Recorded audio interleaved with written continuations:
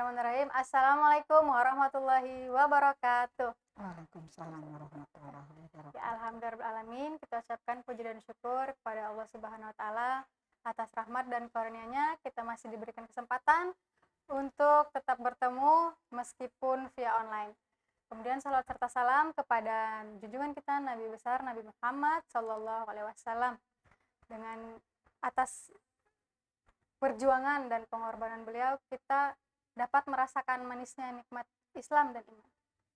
Semoga dengan kita teguh memegang ajaran beliau, kita termasuk orang-orang yang diberikan syafaat di yaumil kelak. Amin ya rabbal alamin. Kemudian kita sapa pembicara kita yang sudah hadir.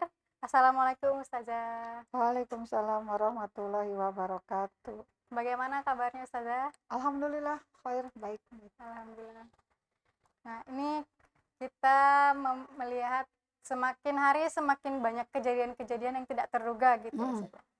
Kemudian ada beberapa yang terekspos media, ada yang juga jarang terekspos media. Misalnya ada kejadian seperti di Langkat, Sumatera Utara, ya Ustazah.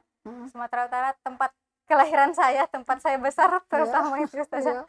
Jadi rasanya ketika ada berita terkait Sumatera Utara, ada apa nih? Kayaknya penasaran gitu. Nah, melihat ternyata kejadiannya itu kejadian yang apa ya? Yang menyedihkan. Ada deislamisasi atau pemurtatan. Nah, kalau pemurtatan sendiri kan kita tahu dalam agama kita tuh sesuatu yang apa ya? Yang tidak baik lah gitu. Yang dilarang. Yang dilarang. Yang diharamkan gitu. Yeah. Nah, bagaimana pandangan Islam gitu yang terkait pemurtatan ini? Silahkan saja. Ya, ini kan bahasannya tentang pemurtadan ya. Sebenarnya sih pemurtadan itu mungkin kalau untuk saat ini gitu, sepertinya masyarakat menganggap itu hal yang biasa kayaknya. Jadi kalau ada yang bahas ngapain sih gitu ngebahas pemurtadan gitu kan, nggak penting banget gitu. Bukankah agama itu adalah hak individu gitu ya, hak individu bagi masyarakat yang setiap orang boleh saja mengganti agamanya dan itu tentu dilindungi gitu kan oleh undang-undang, sehingga berita yang tadi Nisa sebutkan wah gitu kan, sesuatu banget tuh gitu. Mungkin untuk orang-orang yang peduli terhadap agamanya iya, tapi tidak untuk orang awam kebanyakan karena mereka menganggapnya nggak usah diheboh-hebohin deh, biasa aja gitu kan ya.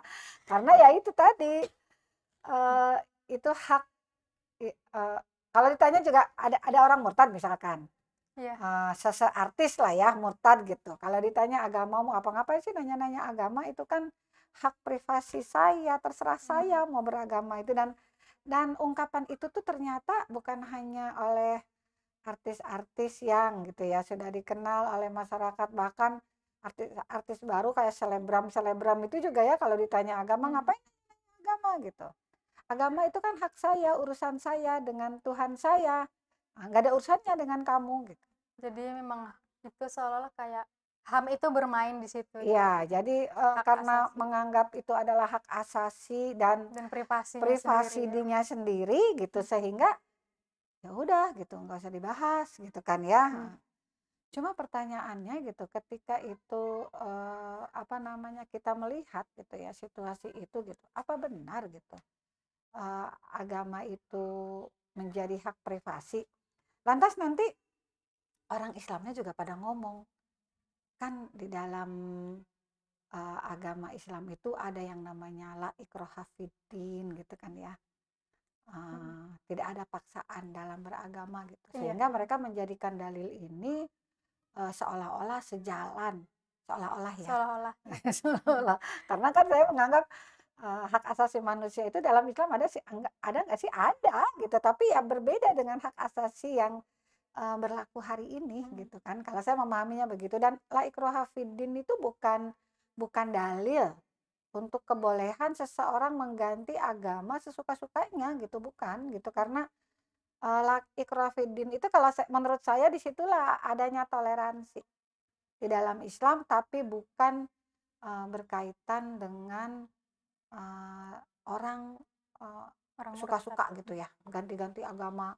Hari ini mungkin agamanya Islam, besok Kristen, besoknya Buddha, besoknya Hindu, ya enggak gitulah gitu. Tapi lebih kepada bagaimana Allah menyampaikan kepada kita melalui firman-Nya, kalamullah gitu, bahwa sesungguhnya gitu ya tidak ada paksaan di dalam agama Islam. Jadi kan orang kalau bicara tentang ini syariat Islam, nanti kita dipaksa dong beragama. Nah itu dalil ikrah fiddin cocok tuh Di dipakai situ gitu. gitu.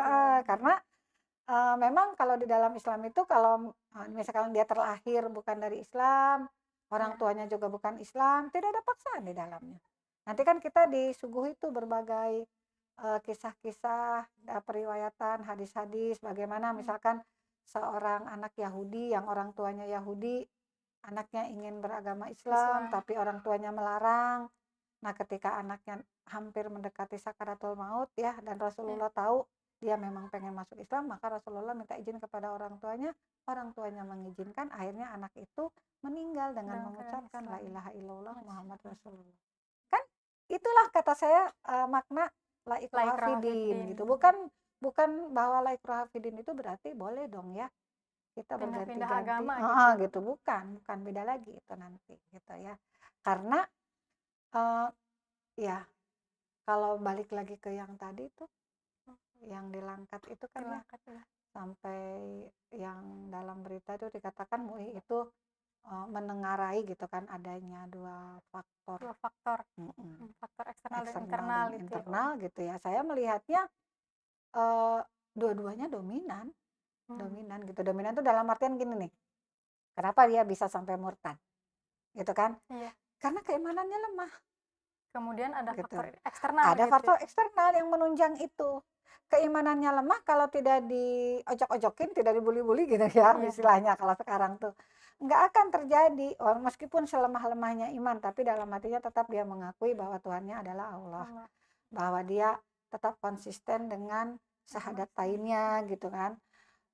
Insya Allah itu akan terjaga mungkin kalau tidak ada faktor eksternalnya. Nah, faktor eksternalnya inilah yang juga menjadi penentu, karena situasi dan kondisi hari ini juga gitu menjadi penguat faktor eksternal itu. Kan kalau di dalam berita tuh faktor eksternal itu misalkan diiming-imingi pekerjaan, ya, diberikan bantuan sosial gitu kan.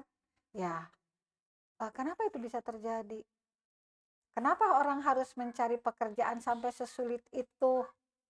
Kan berarti kan larinya nanti ke periayahan. Bagaimana negara menanggulangi hal itu, gitu kan? Nanti kan ke arah sana larinya. Walaupun kita tidak akan bahas ke sana gitu, tapi kan kita mencari penyebab apa sih gitu. Kenapa sih sampai orang bisa murtad seperti itu gitu. Berarti kan ada faktor yang paling mendasar yang harus dipenuhi oleh dia. Orang kan kalau lapar, dikasih bantuan, diberikan sesuatu, kira-kira bahagia nggak? Bisa senang dong. Dan biasanya kalau ada di posisi yang sangat ekstrim seperti itu, ketika ada bantuan, orang itu akan loyal sama yang kasih bantuan. Itu orang Indonesia itu kayaknya dari rasa Sabang, terima kasihnya itu dari Sabang sampai Merauke itu adabnya insya Allah belum luntur ya. Bukan orang-orang tidak tahu diri gitu maksudnya. Kalau orang Indonesia tuh kayaknya, apalagi kalau di Jawa ya, Jawa Barat, Jawa Tengah, itu pakai wunya tuh tinggi gitu. Kalau ditolongin tuh, aduh aku tuh harus balas lebih baik gitu ya dari pertolongan dia ke aku gitu tuh. Jadi kalau dikasih gitu, saya kasih bantuan ini dalam kondisi dia lapar, butuh pekerjaan, tidak ada yang peduli juga gitu kan, otomatis apa nih balasan saya ke dia. Nah, ketika dia meminta kita menukar agamanya, itu pada waktu itu dia akan dengan sangat mudah melepaskan itu, syahadatnya itu. Nah, itu yang bahaya. Jadi kalau saya dua-duanya dominan menurut saya.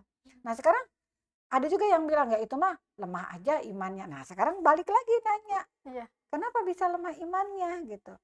Karena kita itu kan beragama, hampir kebanyakan ya rakyat Indonesia itu gitu, warga Indonesia termasuk saya, mungkin termasuk Nisa juga, kan kita beragama itu karena orang tua kita beragama Islam ya. Iya. Cuma yang jadi persoalan itu apakah kita lantas mencari tahu tentang agama kita atau tidak? Nah, itu juga yang jadi pertanyaan selanjutnya. Apalagi dengan isu-isu apa namanya, Islam terkotak-kotak, kekhawatiran orang tua yang sedemikian besar terhadap anaknya, jangan sampai nanti anaknya jadi ekstremis, radikalis Iya. dan sebagainya Di gitu kan. situ semakin dihembuskan ya, Semakin kan Jadi berarti kan sistem kan? iya, kadang orang tua sampai bilang tuh, "Jangan belajar Islam yang terlalu dalam," gitu. Terlalu keras. "Jangan terlalu Heeh, fanatik, ah, ekstrim, eksklusif," ekstrim, gitu, terhadap gitu. agama gitu. Iya, gitu kan. Mhm. Jadi bahkan seorang ustadz aja gitu sampai dideportasi itu kan itu berkaitan itu semua berkelindan semua jadi satu gitu dan itu sistemik gitu ya. Kalau Masalah saya ini tuh lihatnya masalah gitu. sistem sebenarnya Iya, ya, sebenarnya Ustaz. mah masalah sistem. Kalau balik lagi mah gitu kan. Mhm. Cuma kan dalam hal ini tentu saja saya hanya ingin mengingatkan ketika MUI itu mengatakan ini ada juga faktor internalnya yaitu berkaitan dengan lemahnya Lemahnya keimanan gitu. Berarti menjadi suatu kewajiban bagi setiap muslim ya, warga Indonesia itu untuk mencari tahu tentang kebenaran kebenaran agama Islam agamanya itu gitu ya. sendiri ya, Ustaz. Dan belajar kan Ya. kalau kalau istilahnya saya suka dengar para kiai-kiai atau para ustadz-ustadz gitu. Istilahnya ustadz saya aja itu mengatakan bahwa belajar Islam itu tidak cukup sehari 2 hari, sepekan 2 pekan, sebulan 2 bulan gitu. Bayangkan kalau orang pesantren itu gitu kan ya, itu tuh harus tahunan gitu. Bahkan kalau kita merujuk kepada imam yang ada di Indonesia, yang ada di Banten kan kita di Banten nih sekarang ya, Iya. Syekh Nawawi Al-Bantani itu gitu. Itu bertahun-tahun belajar Islamnya di Mekah sana gitu kan ya, halaqah dengan ulama ini, ulama itu, bahkan beliau sendiri menjadi imam Masjidil Haram itu tidak instan. Lama gitu Lama, kan. proses yang panjang Prosesnya ya, Ustaz. panjang gitu kan ya. Kalau Imam Syafi'i ya jangan dibandingin dengan Imam Syafi'i yang 7 tahun sudah hafiz gitu kan Quran, yang dalam tempo berapa bulan sudah hafal kitab Muwatta'nya Imam Malik gitu. Ya jangan dibandingkan lah ya karena memang beliau mah levelnya situasi dan kondisi terlahirnya di situasi dan kondisi yang serba memungkinkan gitu untuk menggenggam agama sedemikian kuat kalau beliau. Bagaimana dengan kita hari ini? Gitu kan? Makanya sampai Rasulullah itu mewanti-wanti gitu kan bahwa amalan kita nih kalau berpegang teguh dengan agamanya kita nih hari ini nih gitu ya. Nah, nanti di suatu hari gitu akan ada orang-orang yang berpegang teguh terhadap agamanya yang tidak khawatir dengan segala apa yang terjadi di dalam kehidupannya, maka pahalanya mereka itu 50 kali. Para sahabat, wah lihatnya, wah masa sih gitu. Iya, iya kata Rasulullah. Kata sahabat, apakah pahala kami 50 dari mereka atau mereka 50 kali dari kami? Maka Rasulullah mengatakan, satu pahala yang mereka buat di zaman itu setara dengan 50 kali pahala yang kalian buat di zamanku. Masya Allah, merinding saya dengarnya. Ya, jadi kan itu Apakah itu zaman menunjukkan. ini? Ya kan, Allahu a'lam gitu kan. Kita juga kalau saya mikirnya iya ya karena kita kan dilahirkan dalam kondisi situasi dan kondisi yang istilahnya orang kayaknya semakin bangga bermaksiat Nah, gitu. itu. Yang taat itu dibully, yang maksiat itu dikasih panggung. Nah, bahkan yang dipuji-puji. iya. Jadi maksiat itu kan kayak sesuatu yang wah gitu. Diberi tanda bintang gitu, 1, 2, 3 sampai 5 gitu kan. Wah, ini hebat nih. Misalkan kalau yang rame kemarin kan kayak LGBT, wah hebat tuh bisa merubah statusnya dari pria menjadi wanita atau sebaliknya gitu kan. Bahkan dibuatkan panggung pemilihan Miss-nya gitu kan ya, yang transgender itu bahkan Masya Allah. Saya tuh ngelihatnya ini gimana ya? Atau misalkan yang rame juga kemarin tuh yang bermaksiat gitu ya, pencuri, pembegal yang justru dilindungi gitu kan, yang dibegalnya malah dipenjara gitu ketika dia mampu membela dirinya. Yang pembegalnya itu iya, terbunuh gitu ya terbunuh. saja. Lantas itu apa namanya, bahkan ada pembegal yang yang Menjadi saksi. jadi saksi gitu, Iya. padahal dia kan melakukan kemaksiatan. Kapan itu? Sekarang gitu. Jadi kemaksiatan itu seolah-olah sedang meraja. Saya sekarang suka mikir gini, apa setan itu lagi jadi raja ya di zaman ini gitu. Karena saya suka berpikirnya Iya. begitu. Karena apa yang baik hari ini itu tidak dianggap baik, dan apa yang buruk malah menjadi sesuatu yang Yang keren seolah-olah gitu ya indah. Ustazah. Atau mungkin kan sekarang zamannya Dajjal ya, wallahu alam bisawab juga saya. Gitu, karena kemarin ada ustaz bilang Dajjal itu udah lahir, udah saya bilang waduh. Karena kan kalau dalam hadis itu ya tentang kelahiran Dajjal itu dia memegang api di tangan kanan dilihat oleh orang air, dia memegang air di tangan kiri, orang lihatnya itu api gitu. Jadi sekarang itu kondisinya seperti itu, sehingga perlu kewaspadaan tinggi gitu ya dari kita sebagai umat Islam, tentu saja dengan memupuk rasa keimanan yang ada di dalam hati kita, karena kan setiap orang itu fitrahnya memang beriman. Cuma kalau secara perasaan saja gitu, jangan sampai itu menjadikan kurofat kan akhirnya.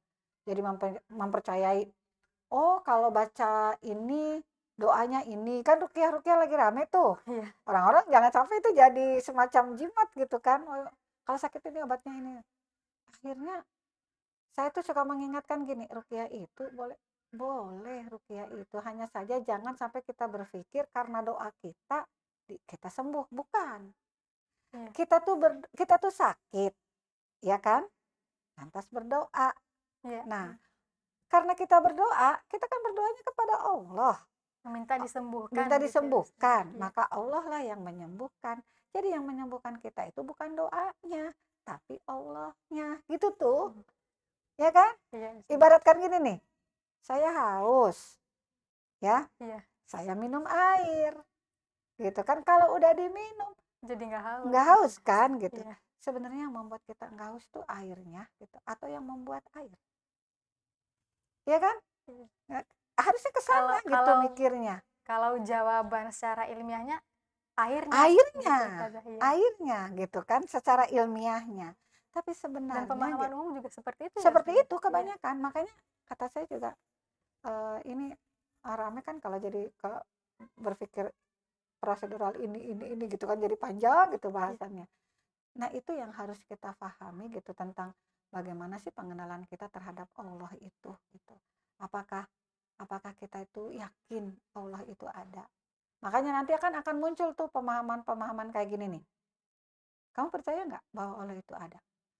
Ya, aku mah percaya nggak percaya ya. Dia bilang percaya, nyatanya aku nggak bisa lihat Tuhan itu kayak bagaimana. Dia bilang nggak percaya, tapi kok aku ada. Gitu. Nah, itu percayaan agnostik tuh, kayak begitu. Yang nantinya gitu, akhirnya lama-lama bisa jadi ateis. Jadi kan kalau bicara tentang pemurtadan seperti yang dilangkat itu gitu kan, ada faktor internal dan eksternalnya seperti itu gitu.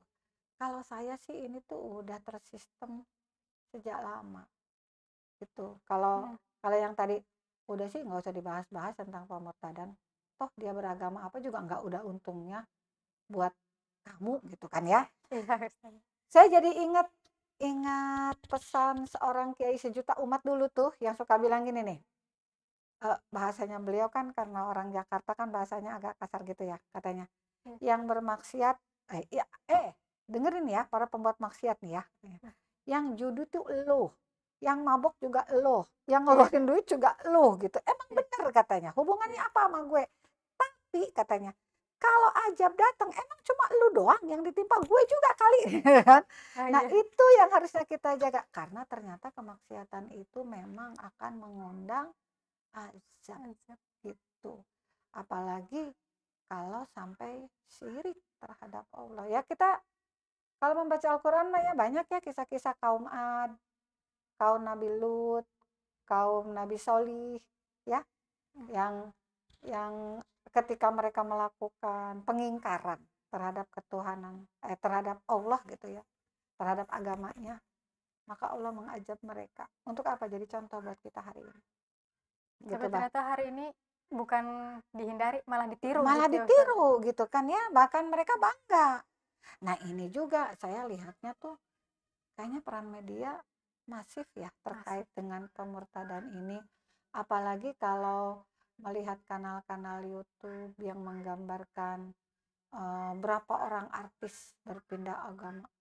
Terus Jadi mereka seolah-olah kayak berita-berita artis atau siapapun yang pindah agama itu jadi seolah biasa gitu seolah Ustazah. biasa dan bahkan jadi contoh kan kalau artis. Iya, Iya artis itu juga pindah.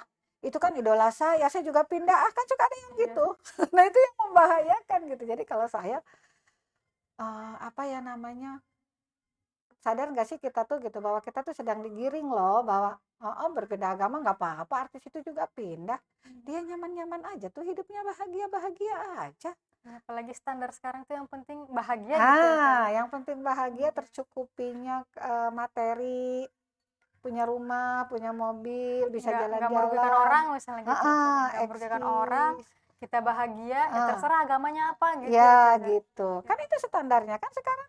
Bukan standar yang dibangun dari Al-Quran dan Sunnah gitu ya Ustazah. Bukan jadi perkara nanti Allah marah ya iya itu urusannya dia nafsi-nafsi nah itu balik lagi nafsi-nafsi itu seolah bahasa agama yang menjadi umum menjadi pembolehan atas segala kemaksiatan yang terjadi kan kita nggak nanggung dosa dia iya kali nggak memang betul nggak Memang akan nanggung betul ya. dosa. Tetapi ketika azab datang, Nah semuanya kena gitu ya semuanya Ustazah. kena gitu. Yang Nah PR kita ternyata banyak ya Ustazah. iya jadi kan kebayang ya kalau misalkan gini nih misalkan saya yang berbuat dosa lah gitu oh tuh Umu Iksan berzina misalkan Jangan dong. gitu.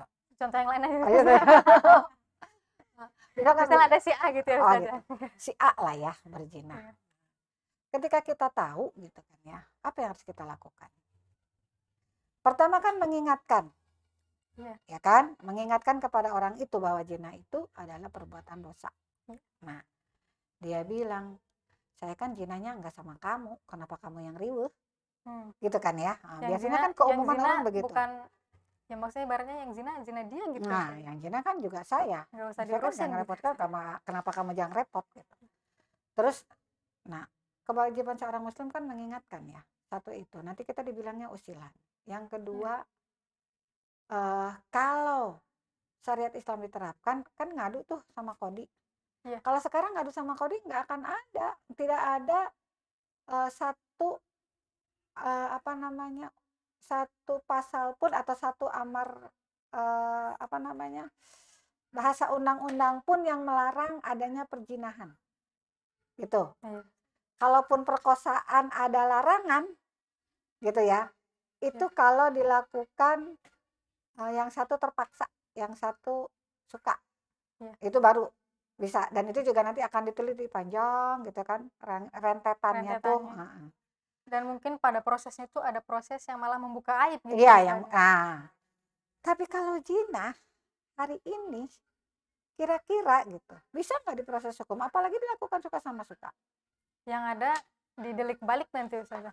Ih, Dilaporkan balik yang melaporkan itu, iya, alasannya pencemaran nama pencemaran. baik. Nah, itu kan yang terjadi hari ini sehingga kalau saya melihatnya, Masya Allah kemaksiatan hari ini. Itu hal sepele ya, hal sepele. Seolah-olah sepele gitu. Padahal itu sebenarnya nanti rentetannya panjang gitu. dosa besar itu. Dosa besar yang itu ketika dibiarkan gitu akan mengundang azab dari Allah kepada kita. Nah, bagaimana dengan balik lagi ke pemurtadan tadi itu gitu? Ya itu juga sama aja, sama aja. Banyak yang mengatakan apa namanya penyebab yang menjadi penyebab asalnya kenapa sampai marak hari ini pemurtadan itu ya yang tadi Nisa bilang yang menjadi sebab adalah hak asasi manusia. Yang hak asasi manusia itu menjadi dasar bagi standarisasi ya Iya. di Indonesia Tentang yang agamanya itu ya, tentang Ustazah. agamanya, tentang semuanya aja. Tentang semua. Bahwa manusia itu dijamin kebebasannya otomatis kan itu ruhnya dari liberalisme ya. Yang juga itu menjadi ruh bagi perpolitikan kita dengan adanya demokrasi yang boleh berpendapat, bebas berperilaku, juga bebas berakidah.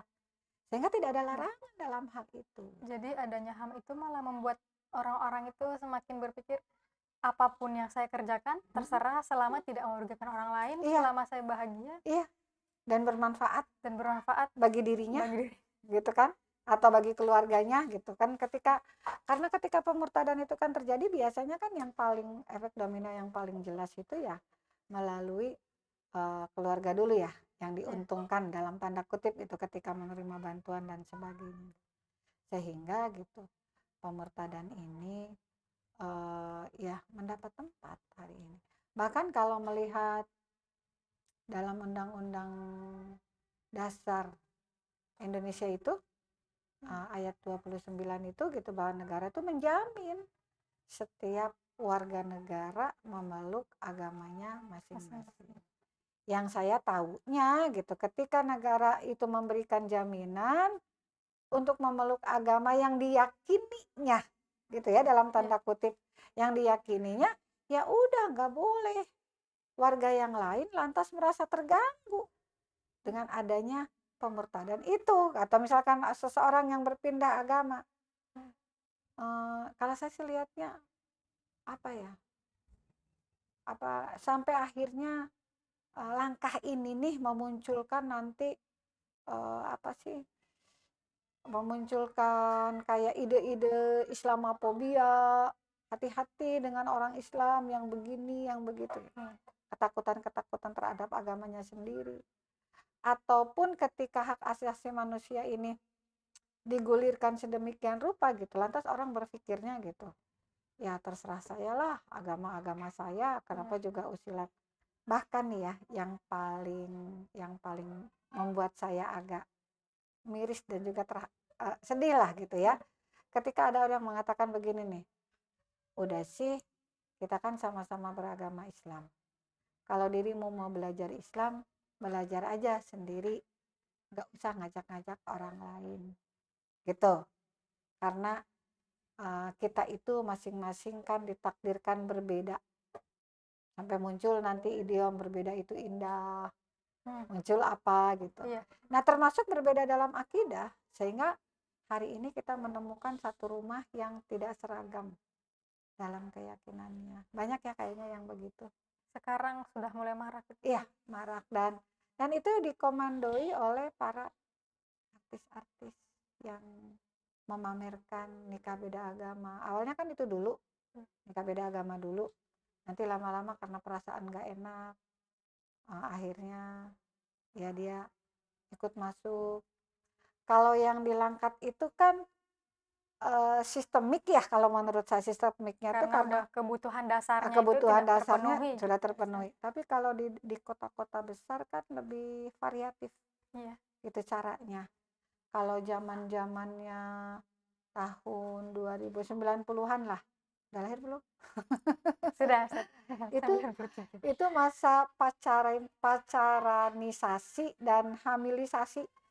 Jadi muslimah pada masa itu kan belum seperti sekarang tuh ya, mau ngaji, mau pada pakai kerudung gitu. Dulu tuh pacaran itu masih ketemulah boomingnya lah tahun 70 akhir 80-an itu. Nah, itu nanti muslimah dipacarin gitu kan. Nah, setelah pacaran ya itu pacarannya tuh kebablasan gitu kan ya. Nanti hamil. Setelah hamil kan dicari yang bertanggung jawabnya siapa. Nah, ketika laki-lakinya ternyata non-Islam gitu kan, pada masa tahun-tahun 70 90 pertengahan 90-an itu, sampai orang-orang itu gitu ya yang menghamil itu bilang, saya akan menikahi anakmu itu asal anakmu itu pindah agama ikut saya. Itu di Jakarta banyak banget begitu gitu ya. Kalau dengar ceritanya Ibu Irena Handono itu ngeri pokoknya gitu kan, sampai akhirnya satu keluarga itu berpindah agama hanya karena anak sulung perempuannya diperlakukan begitu. Bapaknya yang haji meninggal, ibunya malah ikut murtad, ikut anak. Dan itu guru ngaji loh ya, yang di Serengseng Sawah itu.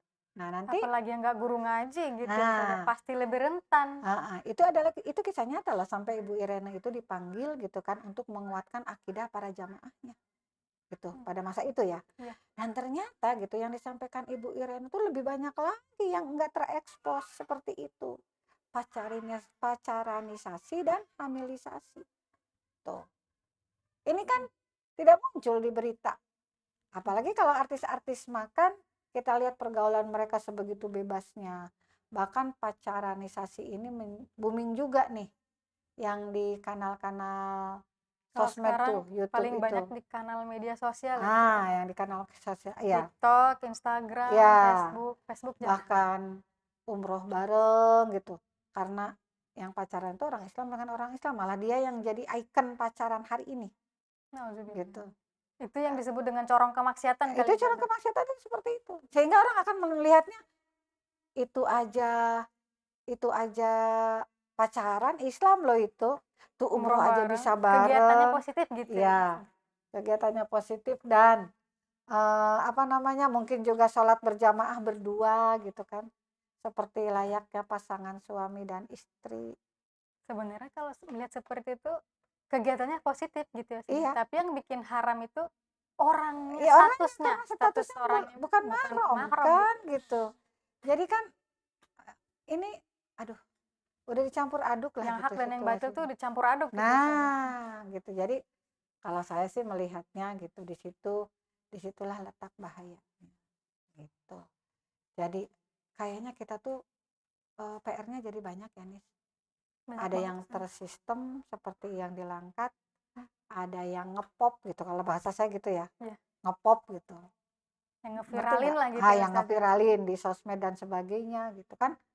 Itu juga harus diwaspadai gitu, jangan hanya yang secara sistemik aja gitu. Justru kalau melihat sekarang apalagi ditambah bonus demografi kita kan banyak gitu ya Mm-mm, Ustazah. mm-mm, Pemuda-pemuda itu banyak dan mm-mm. rata-rata itu memang pengguna sosial media. Nah, Nah, media sosial sekarang kebanyakan isinya yang maksiat iya, gitu. konten-konten seperti itu Konten-konten kan. yang lagi viral misalnya di TikTok gitu ya Iya, Ustazah. Ada yang jatah mantan istilahnya. iya. Astagfirullahaladzim. Itu kan suatu hal yang kalau nginget hadis apa ayat ya Ustazah yang Ah, ketika suatu umat tuh sudah menghalalkan zina dan riba maka tunggulah azabku kan iya. itu sebenarnya ketika membaca itu aja merinding gitu ya. Iya. Makanya kalau saya tuh ngelihatnya ya itu kemaksiatan itu menemukan istilahnya menaranya lah hari ini gitu, puncaknya hari ini. Sehingga orang jadi risih untuk mengatakan itu kan tidak boleh, harusnya orang nggak berani. Kalau untuk yang tadi Ustazah terkait yang Dajjal tadi Mm. kan kalau dia memegang bara api terlihat seperti air itu Iya. maksudnya seperti apa Ustazah? Ya seperti hari ini, yang Jadi yang baik baik itu itu menjadi buruk, yang menjadi buruk menjadi baik. Coba kalau diajakin ngaji, kira-kira orang bisa terima begitu aja nggak?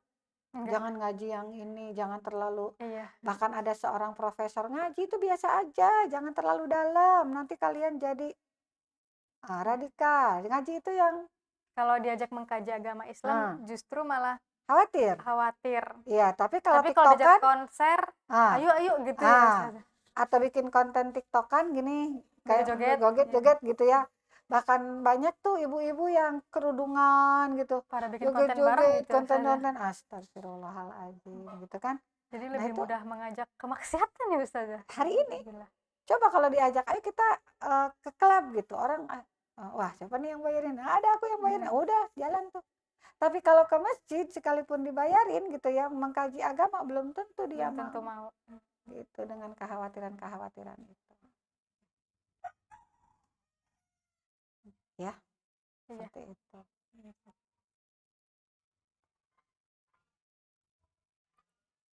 Jadi terkait dengan pemurtadan, deislamisasi bahasanya ya Ustazah. Jadi hari ini seperti terlihat tersistem ya Ustazah. PR kita semakin banyak ternyata. Iya. Bukan cuman mengingatkan, mengajak saudara kita supaya lebih mengkaji Islam, tetapi juga bagian pemerintah kita itu seharusnya meriayah gitu ya Ustazah. Meriayah rakyatnya agar jangan sampai kelaparan sehingga membuat iman pun lemah, sehingga ketika ada tawaran udah seperti itu. Iya. Tawaran. Jadi apa ya, kalau Allah kan memesankan kepada kita itu seperti yang di surat Al-Baqarah itu ya, Hmm. barang siapa yang murtad atau balik lagi ke belakang, maka sesungguhnya sia-sialah amalan ketika di dunia maupun di akhirat nanti, gitu kan. Sampai dikatakan di situ bahwa amalan di dunia dan di akhiratnya itu gitu menjadi amalan ya untuk mendorong dia ke dalam nerakanya Allah itu gitu. Nah, ini yang harusnya sampai kepada umat Islam untuk menjaga kuat akidahnya dan ya saya kembali lagi gitu bicara tentang akidah itu, kita tuh seperti menanam sebuah pohon. Hmm. Gitu, kalau tidak disirami, tidak dipupuki, maka pohon itu akan mati. Akidah di dalam hati kita juga akan mati kalau tidak kita mencari gitu kan ya, airnya dan pupuknya. Airnya dan pupuknya itu maksudnya apa? Belajar. Belajar agama Islam. Belajar agama Islam dengan benar, menggali lagi akidahnya dengan benar supaya semakin kokoh akidah itu ada di dalam benak kita. Tentu saja akidah yang bisa terefleksi dalam kehidupan sehari-hari, baik dari sisi tingkah laku maupun perkataan dan perbuatan yang dia biasa lakukan ketika dalam kehidupan. Itulah akidah yang sahih. Mudah-mudahan dengan itu gitu tidak akan tergoda gitu, walaupun berbagai macam godaan datang gitu, dia bisa tetap berpegang teguh hanya Allahus Somad, kepada Allah saja bergantungnya gitu. Begitu, alhamdulillah, terima kasih Ustazah atas penjelasannya yang panjang lebar. Mudah-mudahan kita tetap istiqomah di jalan akidah ini Ustazah dalam Islam, dan kita dapat mengajak saudara-saudara kita kepada kebaikan, kepada keislaman yang kokoh. Nah, akhir kata karena waktunya juga sudah habis gitu ya Ustazah, saya ucapkan terima kasih jazakillah khairan katsiran atas waktu yang telah disempatkan, dan marilah kita tutup pertemuan ini dan mengucapkan hamdalah, istighfar, dan alhamdulillah. Astagfirullahaladzim. Doa kafaratul majelis. Subhanakallahumma bihamdika asyhadu an la ilaha illa anta astaghfiruka wa atubu ilaik. Wabillahi taufiq wal hidayah. Wassalamualaikum warahmatullahi wabarakatuh. Waalaikumsalam warahmatullahi wabarakatuh.